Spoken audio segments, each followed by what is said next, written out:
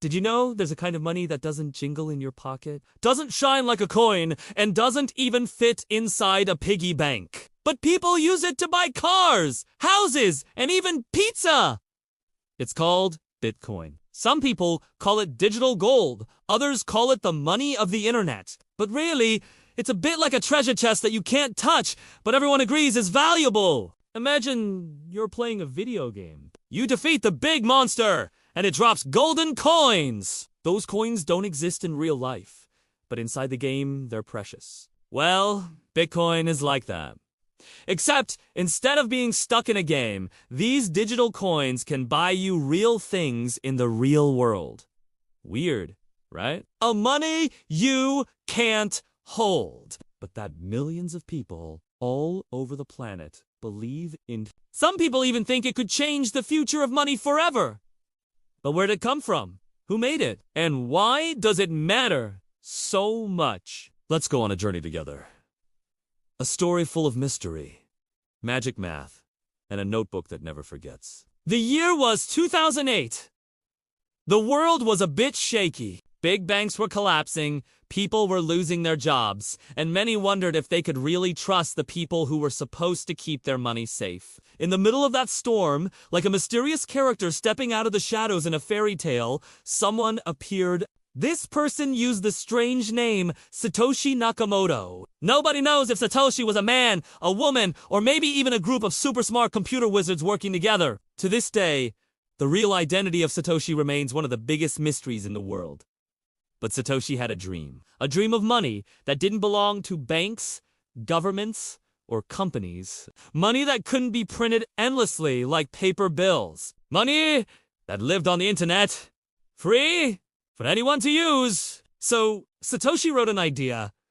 What if there was a digital coin that people could send to each other directly, without needing a bank in the middle, like passing notes in class, but without the teacher taking them away? In January 2009, Satoshi released the first version of this invention. The very first block of the Bitcoin system was created. It was like planting the seed of a digital tree. A tree that would grow and spread across the entire world. At first, only a few computer geeks cared.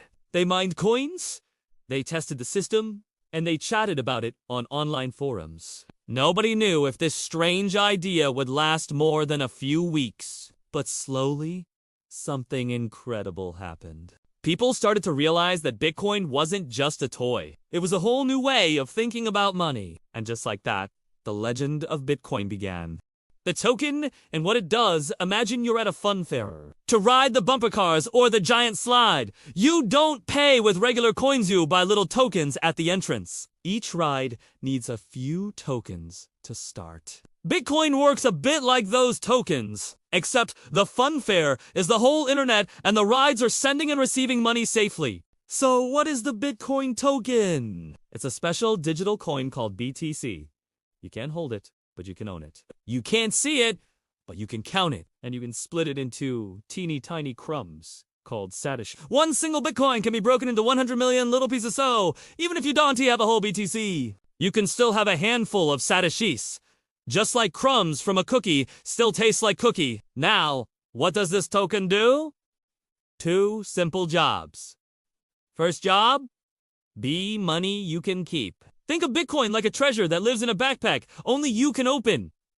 That backpack is called a wallet. It doesn't hold paper or metal. It holds the right to move your coins. Your wallet has a secret key like a magic password only you know.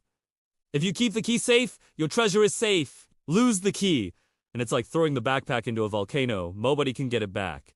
Not even a king. Second job, be a ticket to move value. With Bitcoin, you can send coins to anyone, anywhere, almost any time, like shooting a paper airplane that always knows exactly which desk to land on. No bank stamps, no office hours, no come back on Monday. Just whoosh, and the coins fly to the new owner. Let's make it even easier. Picture a simple rhyme you can remember. Without Bitcoin, money waits. With Bitcoin, money goes. Without Bitcoin, you must ask. With Bitcoin, you just send. Without Bitcoin, doors are locked. With Bitcoin, your key unlocks. When you send Bitcoin, you don't put coins in a box and mail them. Instead, you write a message that says, "These coins now belong to that person's address." An address is like a nickname for a wallet, long and funny looking, but very exact. The whole Bitcoin network hears your message and, like a class of super careful librarians, checks the rules. Do you really own those coins? Have they been spent before? Is the message signed with the right secret? If everything is correct, the network says, approved, and updates the big public notebook so everyone agrees on the new owner. So the token is more than just pretend points. It's scarce. There's a limited amount. It's portable. It travels across the world in minutes. And it's divisible. You can have a tiny slice or a big slice. And because everyone can see the same public notebook, it's also verifiable, like showing the class that your sticker chart really has 10 stars, not 9. Let's use another fun, fair picture. Imagine the rides run on electricity, and the tokens are the way you pay for the zap. In Bitcoin, the zap is the network's power to move coins correctly and safely. Without the token, nothing happens. With the token, the wheels spin. That's why people say Bitcoin is both the money and the rails. It's like having the train and the tracks together. But wait, what keeps people from copying the token like a photo of a ticket? That's where the rules and the big notebook, the blockchain, help. Instead of trusting a guard at the gate, the whole crowd checks together. If a bad actor tries to spend the same coin twice, the crowd shouts, "Nope, that seat is already taken." Because the notebook only allows each coin to move once at a time, copying doesn't work. It's like trying to sit in a chair that someone else is already sitting in. You can. The chair is busy. Here's a simple way to picture how owning and using Bitcoin feels to a 7-year-old. You have stickers? Those are your You keep them in a sticker book. Only you can open your wallet. When you trade a sticker with a friend, the whole class writes it in the class list, the network's notebook. The list says exactly who owns which sticker now. Nobody can erase it. Tomorrow, next week, next year, it's still there. Because Bitcoin is both the coin and the system, it can do little everyday jobs and big grown-up jobs. Little jobs might be sending pocket money value across the world, like tipping your favorite cartoon maker online. Big jobs might be storing family savings where they can TB easily changed by someone else's decision. Same token? Same rules? Different uses? Let's end this chapter with a rhythmic drum beat to remember. No token, no transfer, no key, no coins, no rules, no trust. With Bitcoin, the token unlocks the move. The key proves it's yours, and the rules keep everyone honest. That S, what the Bitcoin token is for, to hold value like treasure, and to move value like a lightning-fast letter that can be forged. The white paper and the original idea before Bitcoin was born, it was just a dream inside Satoshi Nakamoto's mind. But how do you take a dream and share it with the world? You write it down. That's exactly what Satoshi did. In October 2008, a short but powerful document appeared on the internet. Its title was Bitcoin, a peer-to-peer electronic cash system. That document became famous. People don't call it a book or a story. They call it a white paper. Now, to a child, the words white paper sound boring, like a blank sheet with nothing fun on it. But this white paper was no ordinary paper. It was more like a magic manual. Imagine opening a scroll that tells you how to build an invisible castle that never falls, or how to design a treasure chest that nobody can break open. Inside, Satoshi described all the important pieces, how people could send money directly, person to person, without banks. How a network of computers could agree on who owns what. How miners could play a puzzle game to protect the system. And how there would only ever be 21 million bitcoins, making it rare like gold. Think of it like a blueprint. If you've ever built something with Lego, you know the box has an instruction booklet.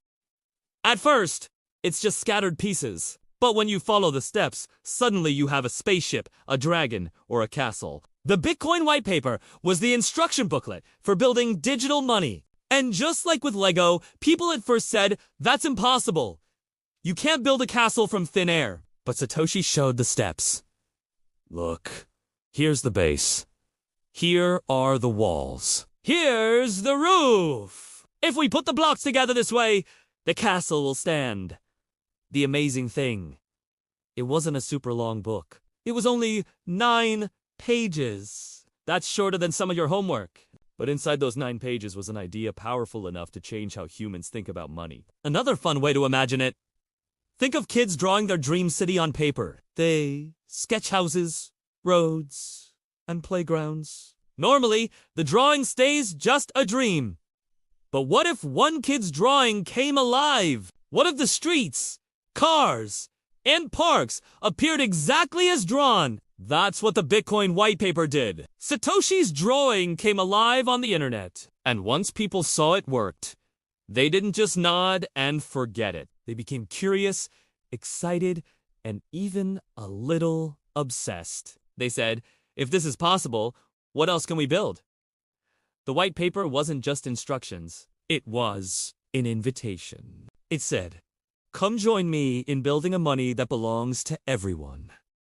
Test it, improve it, use it. And that's exactly what happened. From those 9 pages, miners started mining, coders started coding, and dreamers started dreaming bigger. The seed of Bitcoin had been planted, but thanks to the white paper, it now had roots in a clear shape.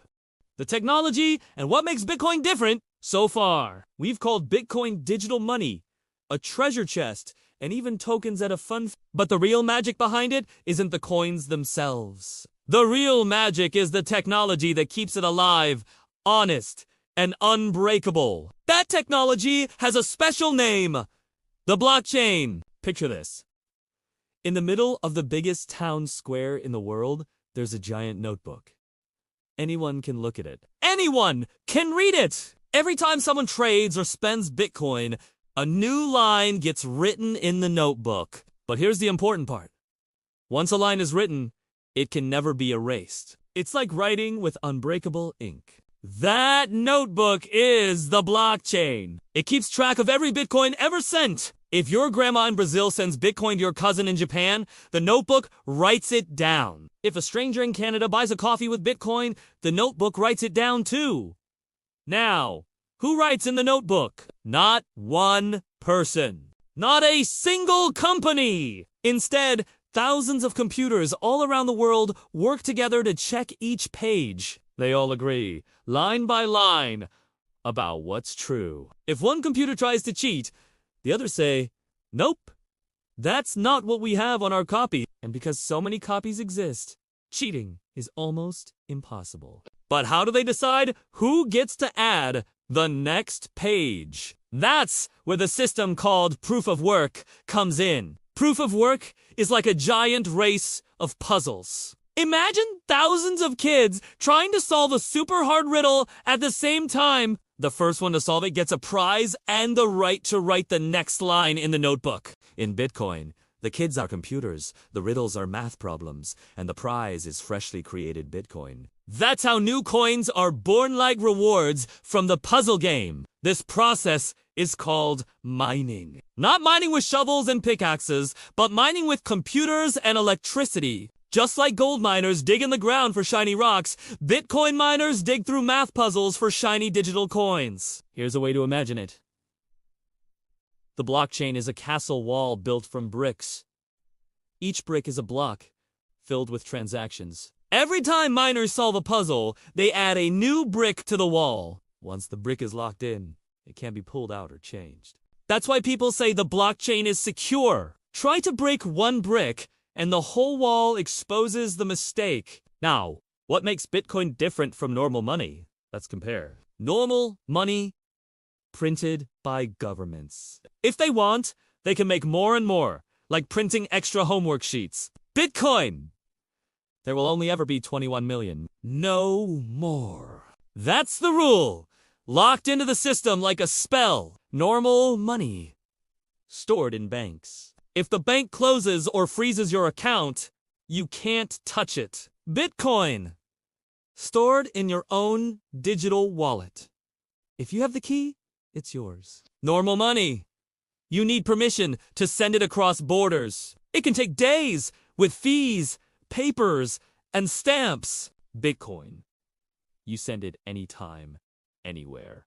Like an email that travels across oceans in minutes. So if Bitcoin were an object, you could say, dollars are like paper bills in a drawer. Gold is like a heavy treasure chest locked in a vault. Bitcoin is like a beam of light carrying value fast, borderless, and unstoppable. That's why people call Bitcoin trustless. Not because it can't be trusted, but because you don't have to trust a person or a company. You only trust the math, the code, and the shared notebook. And math doesn't lie. Think of Bitcoin as a huge playground. In the old playground, one teacher keeps the ball and decides who gets to play. In Bitcoin's playground, everyone brings their own ball, and the rules are painted clearly on the wall. Nobody can cheat because everyone is watching and everyone has a whistle. This combination, blockchain notebook, the proof of work, puzzles, and the fixed supply of 21 million coins is what makes Bitcoin so different from every other kind of money humans have ever invented.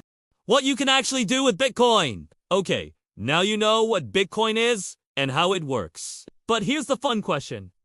What can you actually do with it? At first, not much. When Bitcoin was brand new, people didn't really know what to use it for. It was like having a shiny new toy, but no idea what games to play. Some geeks just collected it, mined it, and talked about it online. Then, one day, something funny happened. A programmer named Laszlo decided to try spending his Bitcoins in the real world. He asked, "Can anyone buy me 2 pizzas if I pay them in Bitcoin?" Someone said yes. And so Laszlo sent 10,000 Bitcoins for 2 simple pizzas. Back then, those coins were worth only about $40. Today, those same 10,000 Bitcoins would be worth hundreds of millions of dollars. That's why people laugh and call it the most expensive pizza in history. From that moment on, people realized, wait a second, we can actually use this thing. So what are the uses today? 1. Sending money across the world. Imagine your cousin lives far away in another country. If you try to send money through a bank, it can take days, and the bank might take a fat fee. With Bitcoin, you can send value directly like shooting a message across the ocean. The cousin can get it in minutes, without needing to ask permission from any bank. 2. Buying things. Today, there are shops, and even airlines, that accept Bitcoin. You can pay for a coffee, a t-shirt, or even a plane ticket. It's not everywhere, but the list keeps growing. Some countries have whole neighborhoods where almost every store has a Bitcoin accepted here sign. 3. Saving money, like digital gold. Many people don't actually spend their Bitcoins, they keep them. Why? Because they believe Bitcoin will be worth more in the future. Just like someone might hide gold coins in a chest, Bitcoin owners hold on to their digital coins, hoping the price will rise. They even have a funny name for this, hodl.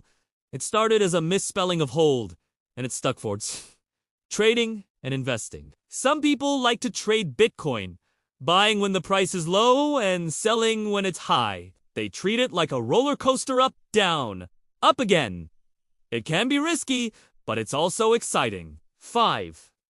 Owning digital stuff. Here's where it gets really cool. With systems built on top of Bitcoin and other blockchains, you can own digital objects that are actually yours. Imagine playing an online game where you win a magic sword. Normally, the game company controls it. But with blockchain, that sword can truly belong to you. You could even sell it for money. That's how people ended up trading pictures of cats, art pieces, and even songs online sometimes for crazy prices. Yes, you heard that right.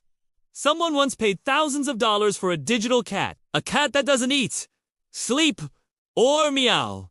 Just a picture stored on the blockchain. People laughed, but it showed that new kinds of markets were possible. 6. Escaping broken systems. In some countries, the local money loses value quickly. Imagine your allowance shrinking every day because the coins buy less and less candy. That's called inflation. For people living there, Bitcoin feels like a safe harbor, a place to park value so it doesn't melt away. 7. Donations and freedom. Charities use Bitcoin to collect donations from all over the world. Activists use it when they can't access normal banks. For some, Bitcoin isn't just money, it's freedom. Now, let's make it playful. Bitcoin can buy a pizza. Bitcoin can fly across oceans. Bitcoin can sit like treasure. Bitcoin can roar like a roller coaster. Bitcoin can hold your sword from a game. Bitcoin can save families in tough times. That's the magic of Bitcoin. It's not just one thing. For some, it's an investment.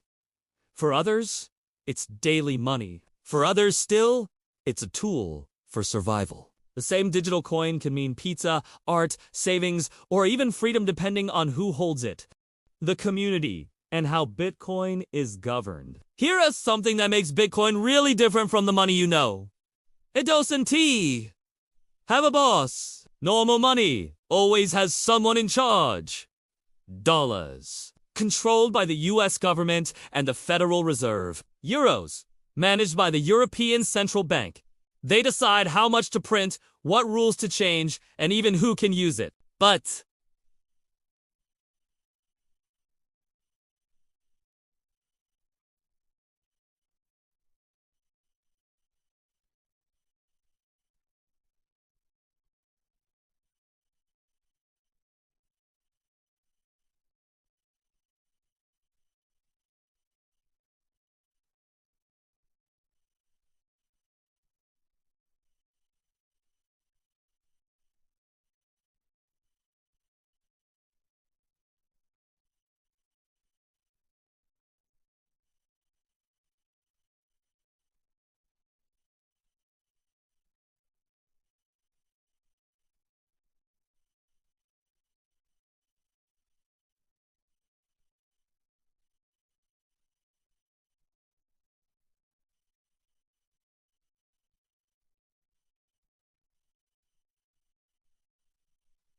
no president, no king, no manager, no office building with a golden logo. Instead, it has something much more powerful.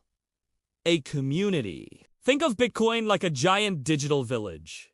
In this village, everyone has a say. The rules of Bitcoin are written in code, but if the community thinks the code needs fixing or improving, they debate, they argue, and they test new ideas. Nobody can just snap their fingers and say, I'm changing the rules.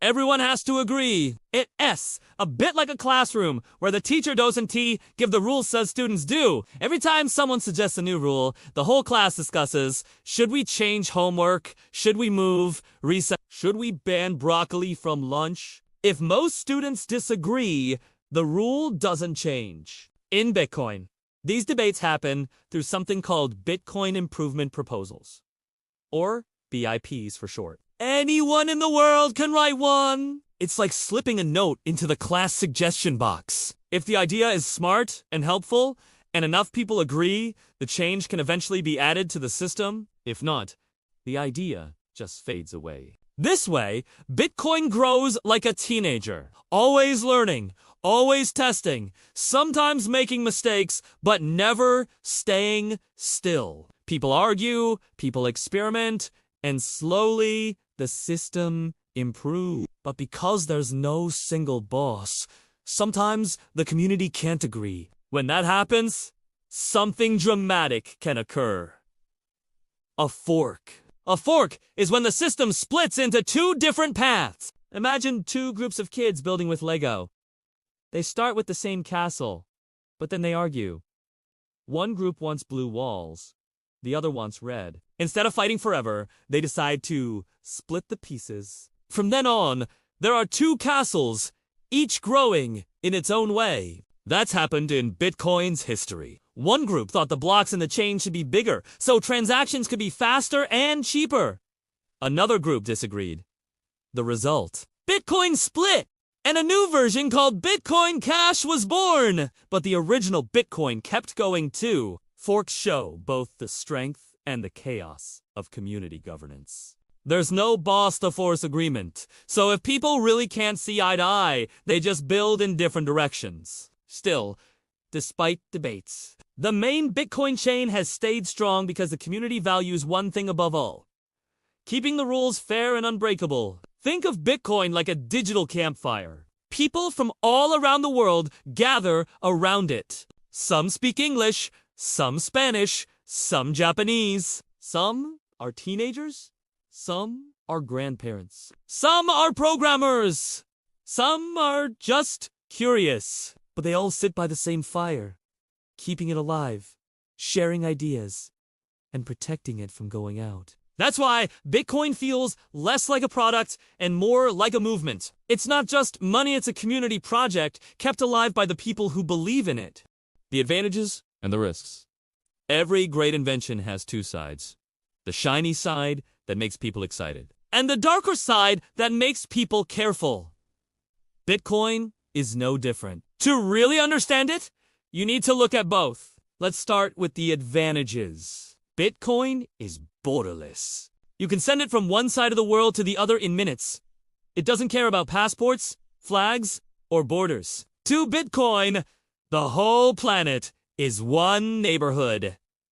Bitcoin is scarce. There will only ever be 21 million coins. That number never changes. Governments can print new dollars or euros whenever they want, but nobody can press a button to make more Bitcoin. This makes it a bit like digital gold, rare and precious. Bitcoin is independent.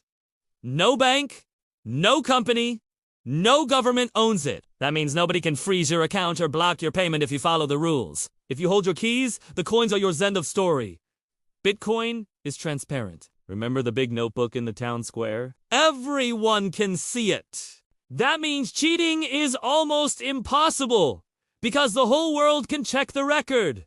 Bitcoin is unstoppable. The internet doesn't sleep, and neither does Bitcoin. You can send coins at midnight, on Christmas, or during a thunderstorm. There are no office hours, no closed on Sundays. Now, all of that sounds amazing, right? But hold on, Bitcoin also has risks. Bitcoin is volatile. That S, a fancy word for the price, jumps up and down like a kangaroo on a trampoline. 1 week, it's worth a lot. The next week, it might be worth much less. People can make or lose money very quickly. For some, that's exciting. For others, it's scary. Bitcoin is slow compared to other new blockchains. Transactions can take several minutes to confirm, especially when the network is busy. Imagine waiting in line for ice cream while the sun is melting. You're scoop that S.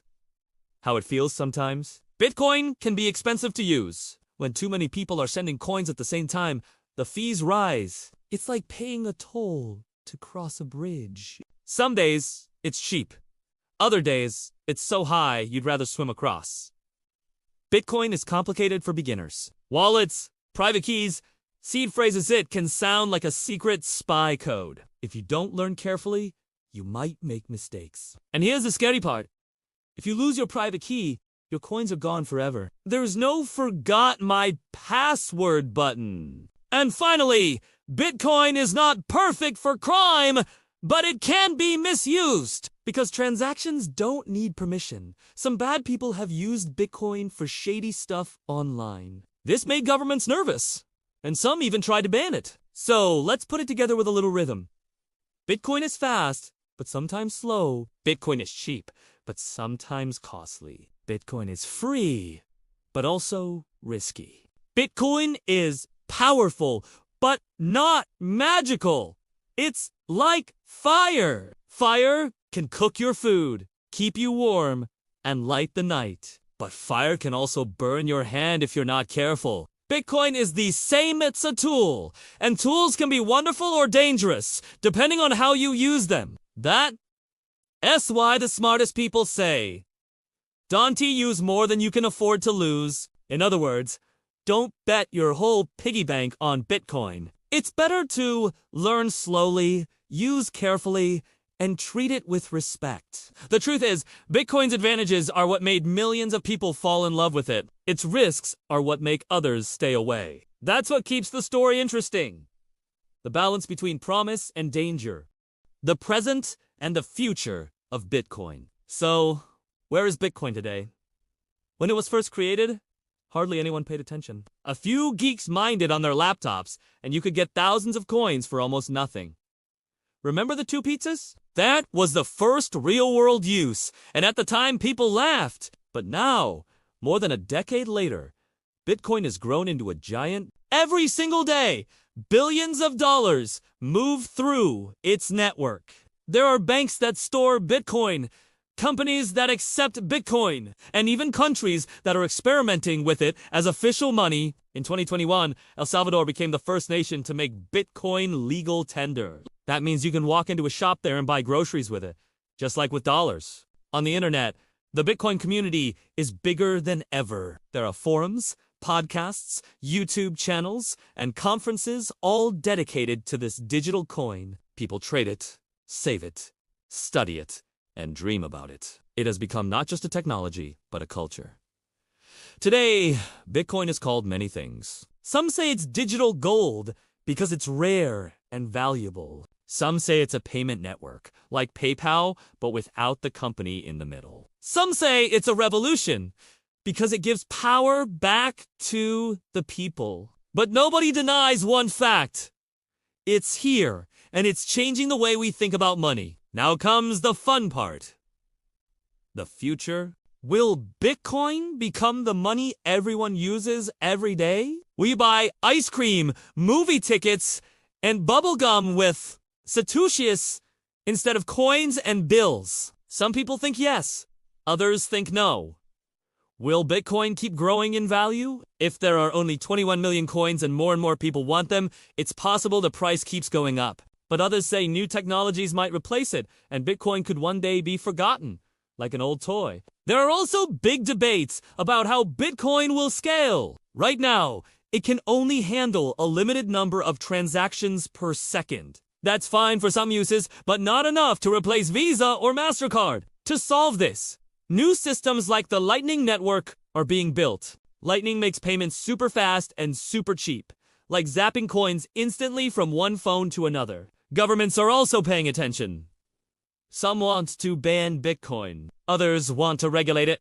A few are even buying it. Nobody knows exactly how laws will shape its future. But here's the exciting thing.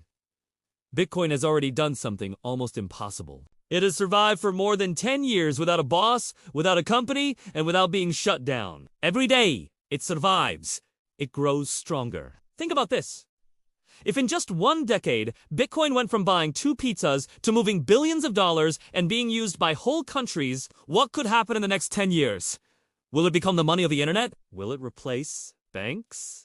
Or will it be remembered as the spark that started a bigger fire, inspiring new and even better digital money? Nobody knows for sure, but the question itself makes Bitcoin fascinating. The future of Bitcoin is like an open book with blank pages. And right now, the world is still writing chapter 1. So, what have we learned on this journey? Bitcoin is not just another coin. It's not something you can jingle in your pocket or slip under your pillow. It's something bigger. A new way of thinking about money. It was born from mystery, written first as a short white paper and launched into the world by someone we still don't know. It runs on a magical notebook called the blockchain, powered by miners solving puzzles and protected by math instead of by kings or banks. It has grown from buying 2 pizzas to moving billions of dollars across the globe every single week. It has survived crashes, bans, arguments, forks, and doubts. Yet it's still here, stronger than ever, with millions of people believing in it. For some, Bitcoin is gold for the internet. For others, it's freedom in places where money doesn't work properly. For some, it's just an investment. For others, it's hope. Bitcoin is more than technology. It's a story of community, imagination, and courage. It's proof that strangers around the world can agree on rules without needing a boss. And now, here, ask the question for you. If you had to bet your snack money just, your small bag of candy, coins would you put it in your piggy bank Or would you try this strange digital money that flies across the internet? Maybe the answer doesn't matter as much as the adventure of learning. Because Bitcoin isn't only about money, it's about curiosity, freedom, and the courage to imagine new futures. So, if you've enjoyed this journey, join the campfire, ask questions, keep learning, and share what you discover. And hey, don't forget to subscribe before Bitcoin fees get so high it costs a whole sandwich just to click the button.